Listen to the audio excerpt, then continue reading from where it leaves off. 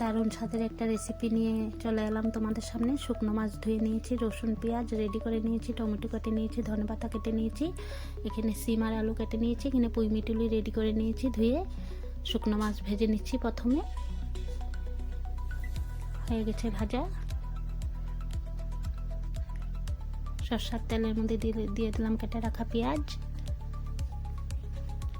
এখন দিয়ে দেব নুন, পেঁয়াজ নরম হয়ে যাবে। আর এখানে দিয়ে দিলাম পেঁয়াজ বাটা, রসুন বাটা, শিলনোড়ায় বেটেছি আমি। এখন দিয়ে দেবো গুঁড়ো লঙ্কা,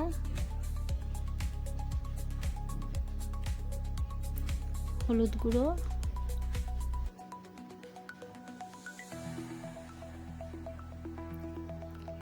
ভালো করে কষে নেব, পেঁয়াজের কাঁচা গন্ধ চলে যাবে।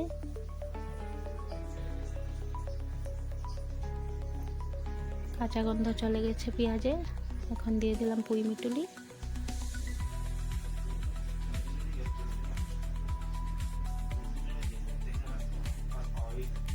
ভালো করে কষানো হয়ে গেছে। এখন দিয়ে দেবো সিম আর আলু।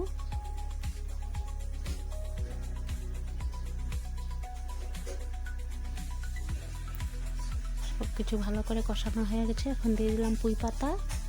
পাতাগুলি পরে দিয়েছি, পাতাগুলি নরম যেহেতু ফট করে সিদ্ধ হয়ে যাবে। সব কিছু কষানো হয়ে গেছে। দিয়ে দিলাম টমেটো।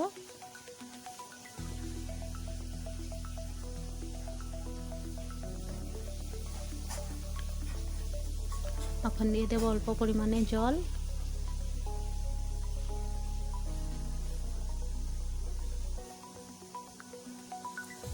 ভেজে রাখা শুকনো মাছ,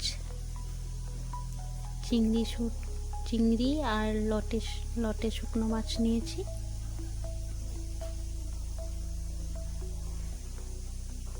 রান্না হয়ে গেছে। দিয়ে দিলাম ধনেপাতা।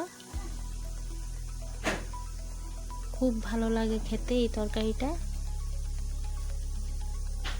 শীতের দিনে পাওয়া যায় পুঁই মিটুলি।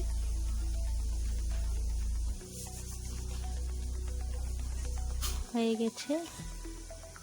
আমার ভিডিওগুলি যদি ভালো লাগে তোমাদের কাছে, তাহলে আমার পেজটাকে ফলো দিয়ে আমার